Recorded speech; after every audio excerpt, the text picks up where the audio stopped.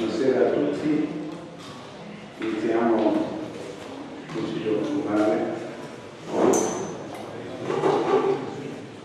Passiamo al primo punto, all'appello del segretario e chiede l'appello. Friuli Luciano, Buono Arianna, Busso Alessandra, Coatto Giuseppe, Comicio Giovanni, Marchesano Rocco, Barbaro Riccardo, Busso Filippo, Gianni Lorenza, Massimo Maritto, Roma Sala Andrea, Capiotto Giacomo, Miolo Carlo, Conte Rosani, Antelmo Luca, Paolo Marco, Ferraro Marisa.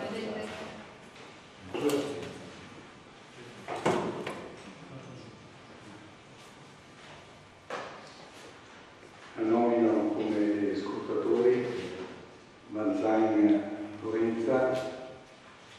Bortolussi Filippo e la signora Ferraro. Passiamo quindi al primo punto dell'ordine del giorno. Ci sono interpellanze o interrogazioni?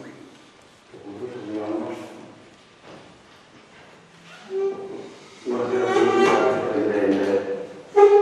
Vorrei darvi proprio un'interpellanza, se è possibile, volendo parte,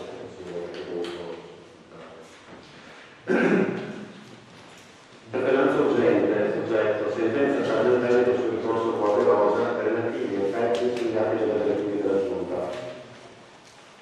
Sottoscritti Carlo Miolo, Luca Antelmo, Rosanna Conte, consigliere comunale del gruppo Lista Civica Milano Sindaco. Venuta a conoscenza della sentenza pronunciata dal Tribunale Amministrativo Regionale del Veneto, sezione prima, a Camera di Consiglio dello scorso 7 giugno 2017, merito al ricorso proposto dalle signore Sara Luisa e Roberta Gasparinelli per l'annullamento dell'atto del sindaco, datato 15 giugno 2016, numero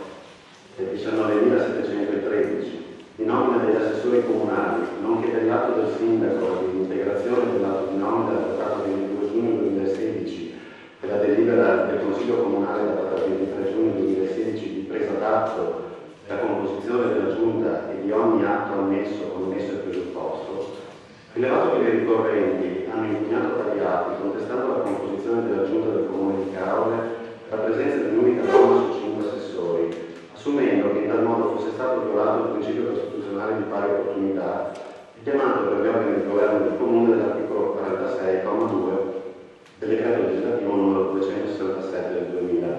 e ribadito da ultimo dall'articolo 1,137 della legge 7 aprile del 2014 numero 56, secondo cui le giunte dei comuni con popolazione superiore ai 3.000 abitanti e sono di due sessi può essere rappresentato in misura inferiore al 40%,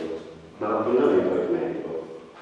Rilevato altresì che, come si riporta testualmente nel citato ricorso, al fine di rispettare la soglia percentuale suddetta sarebbe stata infatti necessaria la presenza di 2 donne, ben il sindaco, quindi da proprio atto del 22 giugno 2016, avrebbe dimostrato la sussistenza di casi particolari che, intesi, non avrebbero consentito l'applicazione del principio di pari opportunità, non essendosi peritato di ricercare anche la disponibilità di eventuali soggetti femminili eletti in consiglio, tuttavia di rinunciatarie all'incarico, ovvero di candidate femminili non elette, in maggioranza come in minoranza, ad assumere l'assessorato ed avendo al contrario dichiarato il forte intendimento di non avvalersi della facoltà prevista dall'articolo 31 dello Statuto Comunale di individuare possibili assessori al di fuori del Consiglio Comunale. Preso atto che, come si legge sempre nel dispositivo della sentenza, nelle more del giudizio, in data 19 aprile 2017 il sindaco, a seguito delle dimissioni dell'assessore al commercio, la pesca e attività produttive, ha proceduto alla sua sostituzione, nominando componente della giunta la dottoressa Arina Buoso, per cui con tale ultima nomina la presenza del genere femminile nella giunta comunale, senza pari al 33,3%, due componenti su due componenti totali del sindaco, è divenuta conforme per l'arrotondamento aritmetico alla percentuale minima del 40%, indicata dal citato articolo 1,137 della legge numero 156 del 2014, così come rileva il TAR del Veneto, e c'è stata la materia del contesto quando una tale composizione dell'organo comunale in questione sussista l'interesse fatto valere con l'impugnazione in oggetto. Tutto ciò premesso, si evidenzia che il TAR del Veneto ha ritenuto comunque scrutinare il merito del ricorso, notando che, testualmente, l'articolo 46, comma 2 del decreto legislativo 267, prevede che il potere del sindaco di nomina dei componenti della giunta sia esercitato nel rispetto del principio di pari opportunità tra donne e uomini, garantendo la presenza di entrambi i sessi. Il principio in questione è stato specificato dall'articolo 1,137 della legge n. 156 del 2014, che ha fissato la soglia minima del 40% di rappresentanza per ciascun genere nelle giunte dei comuni con popolazione superiore a 2.000 abitanti, a cui rileva, sempre il TAR del Veneto, tale soglia, senz'altro applicabile al comune di Capole, avendo una popolazione compresa tra i 3.000 e i 15.000 abitanti, così come il 22 giugno 2016 protocollo 20.528, costituisce in vero un ineludibile parametro di legittimità del potere amministrativo di nomina degli assessori in concerto esercitato dal sindaco, con fondamento nell'articolo 51 della Costituzione, secondo cui l'ordinamento deve assicurare a tutti i cittadini dell'uno e dell'altro sesso la possibilità di accedere agli uffici pubblici e alle cariche elettive in condizioni di eguaglianza, secondo i requisiti stabiliti dalla legge, dovendo a tal fine promuovere con appositi provvedimenti le pari opportunità tra uomini e donne. Precedentemente il Veneto fa presente che l'eventuale deroga del limite così fissato dalla legge imponeva al sindaco, conformemente a quanto del resto previsto dalla circolare ministeriale del 23 giugno 2016 37, di condurre in fase di nomina dei componenti della giunta comunale un'accurata e approfondita istruttoria preventiva, volta ad acquisire la disponibilità di soggetti femminili, anche esterni, come consentito dall'articolo 31 dello Statuto Comunale, motivando adeguatamente l'eventuale impossibilità di raggiungere la percentuale minima prevista dalla legge. Di che, in verità, quanto premesso dal provvedimento di integrazione della motivazione della nomina dei componenti della Giunta Comunale del 15 giugno 2016, protocollo 1713, che avrebbe dovuto dare conto delle ragioni del mancato rispetto della soglia di rappresentanza minima del genere femminile prescritta dalla legge. Non emerge affatto una motivazione che dia conto dell'oggettiva impossibilità della rappresentanza medesima. Anzi, il sindaco, a fronte dell'esito solo parzialmente risolutivo dell'interpello rivolto a esponenti di sesso femminile proclamate elette nell'ambito della lista di maggioranza, grazie al quale si riferita la disponibilità alla nomina in questione della signora Alessandra Zusso, ha genericamente dato conto di un ulteriore tentativo interpellando le componenti della lista di maggioranza di sesso femminile non risultate elette, dichiarando al contempo di non volersi avvalere dello strumento previsto dall'articolo 31 dello Statuto Comunale relativo alla facoltà di nomina di assessori scelti al di fuori del Consiglio Comunale per circoscrivere la scelta dei componenti dell'esecutivo ai soggetti che, fin dalla presentazione della lista elettorale, hanno ottenuto le iniziative e dagli obiettivi fatti propri dalla compagine di appartenenza, che a seguito della consultazione sono risultati eletti. Evidenziando che secondo la sentenza del TAR del Veneto risulta pertanto evidente la ricerca della disponibilità dell'inferiore rappresentante di genere mancante della giunta comunale per raggiungere la soglia minima prevista dalla legge è stata volutamente limitata ad una cerchia ristretta di persone sul presupposto della necessaria appartenenza alla medesima compagine politica, risultata eletta a seguito della consultazione amministrativa, che detta restrizione è illegittima in quanto l'istruttoria preventiva avrebbe dovuto senz'altro coinvolgere anche soggetti esterni all'ambito politico consigliare di riferimento, così come del resto previsto dallo stesso Statuto Comunale, articolo 31 dello Statuto Comunale, dandone conto nei provvedimenti di nomina. Sottolineando che la sentenza del TAR del Veneto afferma che, alla luce delle considerazioni che precedono, quindi, il ricorso era fondato sotto il duplice profilo della violazione di legge, dell'eccesso di potere per difetto di istruttoria di motivazione, condanna conseguentemente l'amministrazione comunale di Cavo al pagamento delle spese processuali che liquida in complessiva euro 1000, oltre accessori come per legge. Si evidenzia pertanto da parte dei sottoscrittori di questa interpellanza che alla luce di questa sentenza si stabiliscono sostanzialmente i seguenti fatti. 1. La fondatezza di quanto dagli stessi rilevato in occasione della presentazione da parte del sindaco della giunta, proprio venne fatta presente l'irregolarità della Costituzione per l'evidente mancanza del rispetto di quanto previsto dalla legge in merito alla rappresentanza femminile. 2. Nel contempo, l'infondatezza delle motivazioni allora fornite dal sindaco con la sentenza del TAR Veneto, ha di fatto compiuto un atto di fatto non legittimo perché in palese contrasto con quanto previsto nei vari articoli di legge citati dallo stesso TAR. 3. Tentativo, a nostro avviso, alquanto tardivo da parte del sindaco di porre riparo rispetto a tale atto legittimo, facendo dimettere un assessore della giunta per farlo sostituire dalla presidente comunale, a sua volta sostituita dallo stesso assessore dimissionario. 4. La conferma da parte del TAR del Veneto che il sindaco, della nomina degli assessori 15 giugno 2016, ha compiuto un atto contrario alla legge, atto che è rimasto tale fino allo scorso 19 aprile, allorché è avvenuto quanto sopracitato rispetto alla proposizione della giunta. A seguito di tutte queste premesse si chiede a il sindaco riconosca in sede di consiglio comunale quanto di legittimo compiuto palesemente in occasione della nomina della giunta dopo il suo insediamento, riconoscendo altresì valide le obiezioni allora sollevate dall'intera minoranza. Capito che in base alla sentenza del TAR la giunta nominata in data 15 giugno 2016 non era conforme alla legge e pertanto appunto illegittima, quali sono le conseguenze agli atti delegativi adottati fino al momento in cui il sindaco non ha raggiunto sulla nomina nell'esecutivo della dottoressa Regina Buoso e se gli stessi atti riferiti al periodo precedente a tale sostituzione non siano adottati da ritenersi illegittimi e conseguentemente invalidati proprio per effetto di quanto sostenuto nella stessa sentenza. Sì. Chi pagherà la cifra di 1.000 euro cui l'amministrazione comunale è stata condannata a pagare conseguentemente al ricorso presentato a seguito dell'atto illegittimo compiuto dal sindaco, ovvero se tale cifra sarà a carico del sindaco o se piuttosto delle casse comunali, pertanto dei cittadini di Caorle. Si fa inoltre presente che gli interpellanti, in relazione al punto B, intendendo verificare attraverso le sedi opportune la legittima degli atti deliberativi della Giunta nel periodo 15 giugno 2016-19 aprile 2017, inserita come la sentenza del TAR di legittimità della composizione. Allora, quello per me non sono d'accordo. Grazie. Ci sono altre interpellanze? Nessuna risposta? Siamo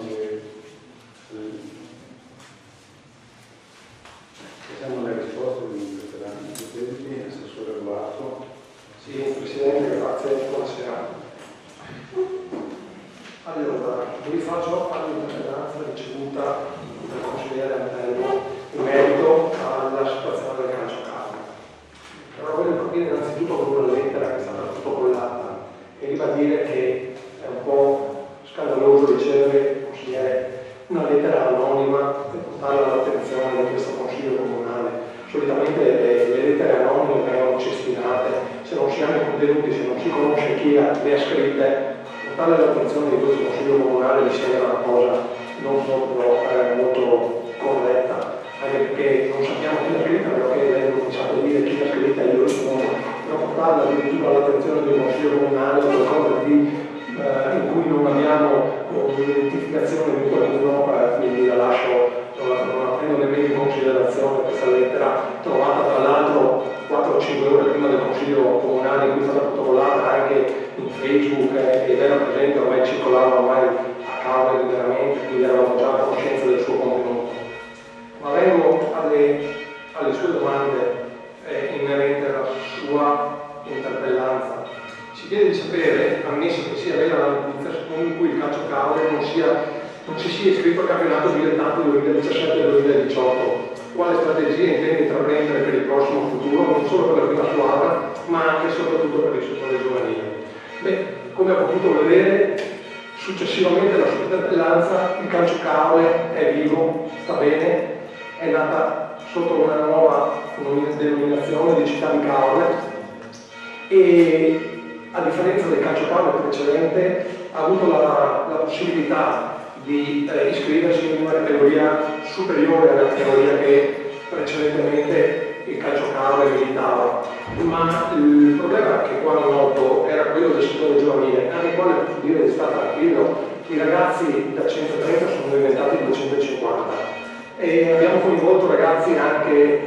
della periferia, ragazzi che vivono magari a 7-8 km di distanza, ma che qualcuno non voleva far rientrare in un concetto sportivo un po' più allargato, voleva limitarsi alla loro cerchia, alla loro abitudine di vita quotidiana e quindi a svolgere un po' le loro attività all'interno del loro territorio. quando invece c'è la possibilità di sviluppare qualcosa di molto più importante. Siamo arrivati a questa situazione qua perché l'amministrazione, che ovviamente non è la responsabile di quello che è successo, e non è neanche l'organo preposto per poter prendere in esame questa situazione qua. Ovviamente un'associazione sportiva si limita a svolgere un'attività e deve fare riferimento solo alla Federazione Italiana di Gioco Calcio e al CONI in quel caso. Però ovviamente, essendo un'attività nel nostro territorio e utilizzando strutture del nostro territorio, ovviamente abbiamo avuto modo di poter intervenire, dialogare con queste persone qua. E quindi, rispondendo al suo primo quesito, abbiamo visto che siamo riusciti a dare la possibilità ai ragazzi di svolgere in maniera tranquilla le loro attività sportive all'interno dei nostri impianti e all'interno della nostra città. Per quanto riguarda il secondo punto, si chiede di sapere quanto ammonta il debito del calcio cavolo. Anche questa è una domanda che sicuramente non è questa il luogo idoneo per chiedere il debito di un'associazione sportiva, cioè non è di certo di competenza dell'assessore dello sport o del sindaco o di un consigliere sapere il debito di un'associazione sportiva. Chiunque volesse saperlo dovrebbe fare riferimento al Presidente, dovrebbe chiederlo al Presidente, dovrebbe fare una richiesta a qualcuno del direttivo, che tra l'altro era pubblico e quindi sarebbe in grado di capirlo assolutamente qual è il debito che arrivava da una gestione dell'ultimo anno di un'associazione sportiva come il calcio a tavola. Si chiede di sapere quanto ammonta il contributo comunale del calcio a tavola. Anche qui, allora, innanzitutto lei dovrebbe saperlo bene, in quanto ex assessore, che il contributo viene erogato dalla Fondazione Cava Città dello Sport e che questa fondazione è stata costituita proprio per questo motivo qua, per poter contribuire alle varie associazioni e per togliere l'onere al comune di poter erogare contributi alle associazioni sportive. E anche questo è un dato pubblico, basta entrare nel sito della fondazione e lì abbiamo esattamente il contributo che ogni anno viene erogato al calcio, cavole, ma anche alle altre associazioni sportive, perché dobbiamo ricordare che tutte le associazioni sportive sono collegate alla Fondazione Cavolo Città dello Sport. C'è un presidente, c'è un direttore e quindi sono loro che in base a diversi parametri erogano un contributo. Però anche qui, e mi voglio riallacciare a una lettera sempre protocollata che fa riferimento al comunicato ufficiale del direttivo dimissionario, i quali facevano riferimento e sostenevano che, come leggo qui, ci viene riferito che il contributo che ogni anno e da molti anni viene elargito dall'amministrazione calcio cavole non sarà più della somma consueta, ma molto inferiore, visto il programma poco ambizioso riguardante la prima squadra. Si danno inoltre delle indicazioni precise su chi deve far parte del nuovo direttivo e chi invece non è gradito. Allora, ne faccio un piccolo riferimento al contributo, e che lo sa. Il contributo viene suddiviso in due parti. Una parte che è costituita dal contributo per il mantenimento delle strutture. Quindi, bene o male, la struttura che la prenda un'associazione o che la prenda un altro, il contributo rimane invariato, perché il costo della struttura non è che varia in base a una persona che entra a fare il presidente o esce da fare il presidente. L'altra parte, ovviamente, ha proprio dei parametri, e questi parametri sono e variano proprio in base a delle situazioni che questa lettera mette in risalto, ovvero il numero dei tesserati è uno degli elementi fondamentali, nel senso che se noi abbiamo un numero elevato di tesserati aumenta il tipo di contributo, perché è normale, visto che è fatto proprio esclusivamente per poter dare sostenibilità alle politiche giovanili, il contributo solitamente doveva essere fatto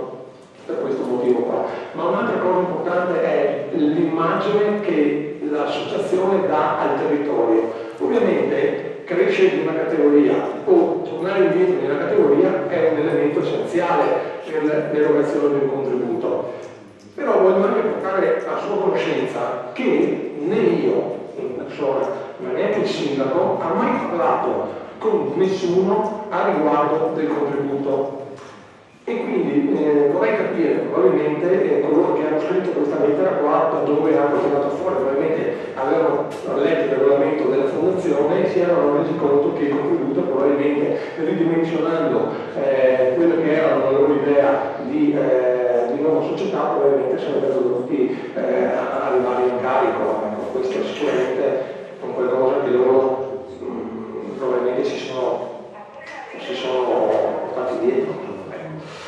Poi mi dice, ci chiede di sapere se è vero che gli imprenditori volenterosi di salvare il calciocavo sono stati liquidati, di cui cito: il primo sta ancora attendendo una risposta, il secondo, nonostante fosse disposto a prendersi l'onere di saldare il debito ancora in essere, gli viene detto di no, perché non l'ha vinto politicamente. Allora, siamo al punto della situazione. Il sottoscritto ha incontrato un'unica persona e l'ha incontrata per conto di terze persone, il quale sono stato contattato, mi ha chiamato, mi ha fatto incontrare questa persona, la quale non si è presentata a me come interessata ad acquisire il calciocavo, ma si è presentata come persona interessata a conoscere la situazione del calciocavo. E c'è una grossa differenza tra voler conoscere la situazione del calciocavo e volerla prendere e voler scrivere in una lettera che c'è un imprenditore facoltoso che vuole prendere il calciocavo. A questa persona è stato spiegato per filo e per segno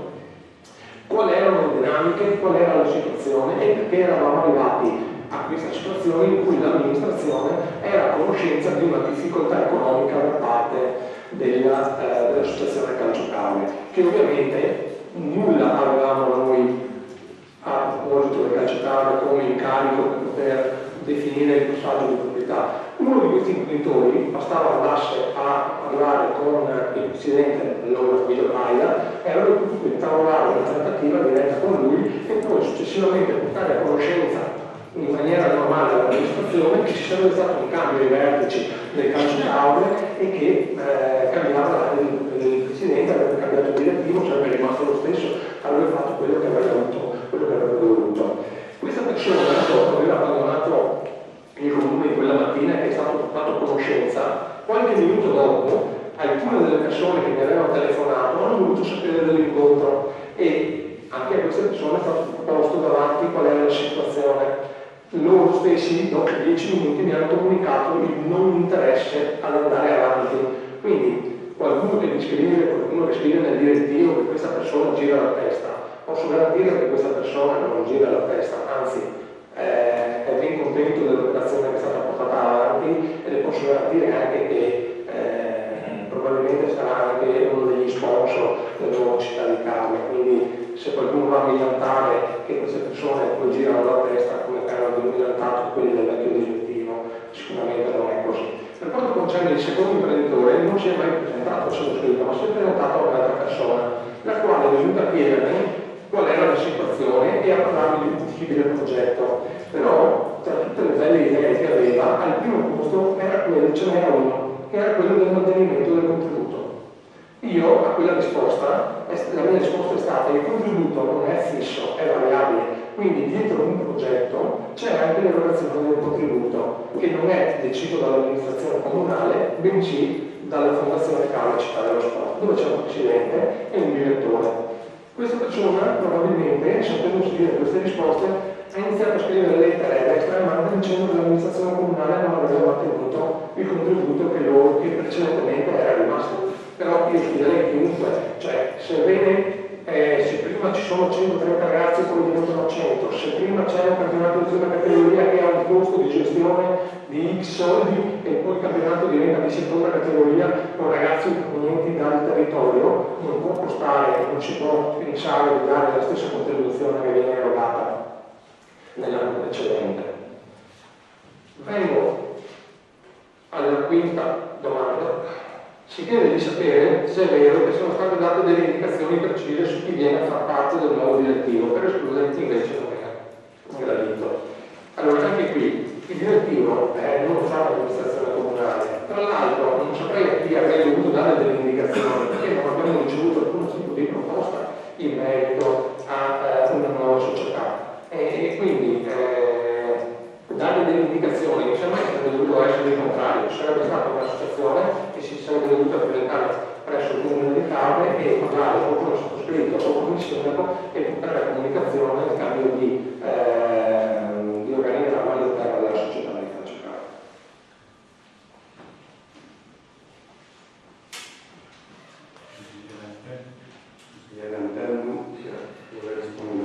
Grazie Presidente, ringrazio anche l'assessore di aver risposto. Così abbraccio rispetto all'interpellanza che avevo posto.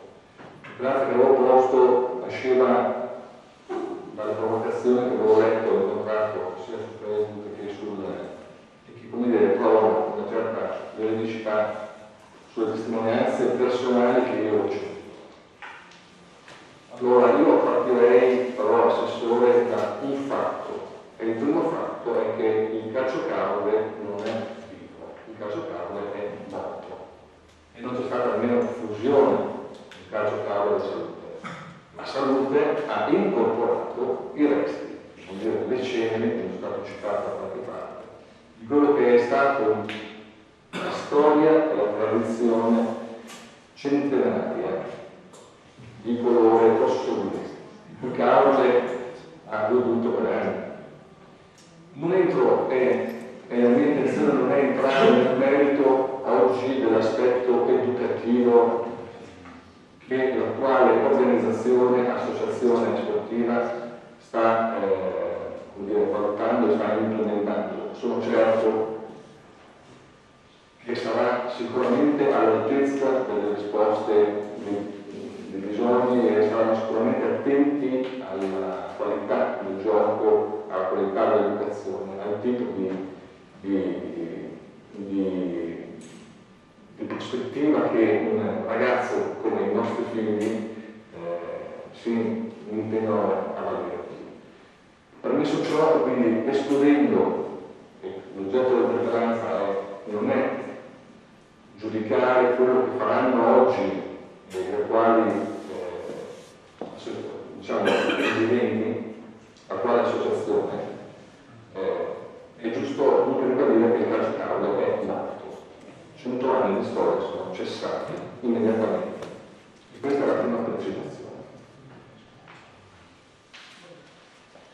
Partirei poi con un altro giudizio di tipo,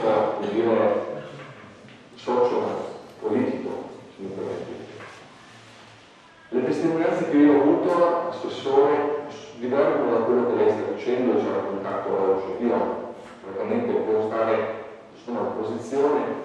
e il mio compito è far emergere, possibilmente in calma e concretezza, quello che abbiamo sentito. Sentito da persone per me autorevoli quanto affidabili dal punto di vista morale, per cui non ho dubbi di capire, di portare ancora una volta avanti a questo consiglio le perplessità che sono dettate dal metodo di cui questa maggioranza si è praticamente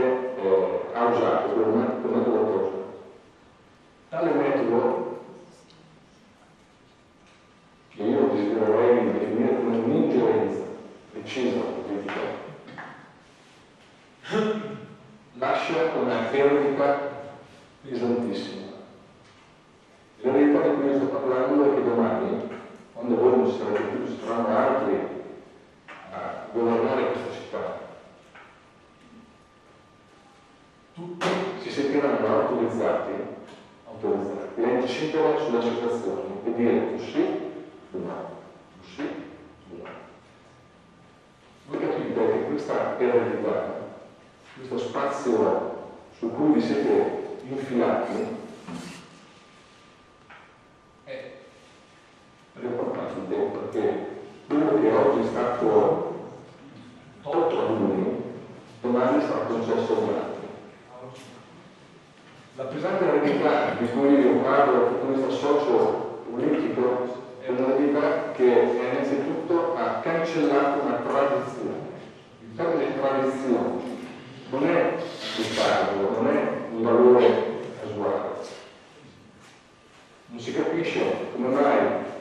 ha ragione questa amministrazione spinga a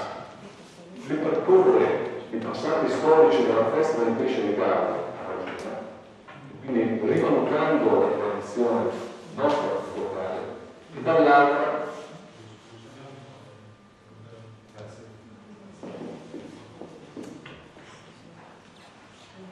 ecco,